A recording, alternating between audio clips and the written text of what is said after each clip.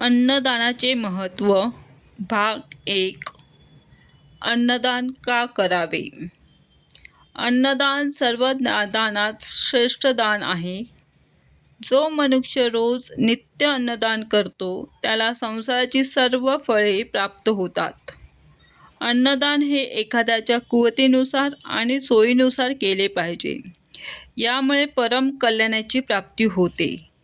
विशेषतः अन्नदान हा जीवनातील आदराचा घटक आहे. म्हणून गरजूंना अन्नदान केले पाहिजे. अन्नदान केल्याने सर्व पापांचा नाश होतो आणि इहलोकी आणि परलोकात सुख प्राप्त होते. अन्न हा जीवनाचा मुख्य आधार असल्याचे स्पष्ट होते. म्हणूनच अन्नदान म्हणजे जीवनदान देण्यासारखे आहे. अन्नदान हे श्रेष्ठ आणि पुण्यकारक मानले जाते. धर्मात अन्नदान केल्याशिवाय कोणताही जप, तप, यज्ञ इत्यादी गोष्टी पूर्ण होत नाहीत. अन्न ही एकच गोष्ट आहे जी शरीराबरोबर आत्म्यालाही तृप्त करते. त्यामुळेच काही दान करायचे असेल तर अन्नदान करा असे सांगितले आहे. अन्नदान करण्याचे अनेक फायदे आहेत. आपण अन्नदान का करावे किंवा अन्नदानाच्या फायद्यांबद्दल जाणून घेऊया. दान नेहमी स्वतःच्या इच्छेने केले पाहिजे. कोणताही दबावाखाली केलेले दान कधीही शुभफळ देत नाही. धर्मदानासाठी दान कोणतीही वस्तू त्या नेहमी सर्वोत्तम दर्जाचा किंवा तुम्ही स्वतः वापरता त्यासारख्याच असाव्यात. कमी दर्जाच्या वस्तू दान करू नयेत.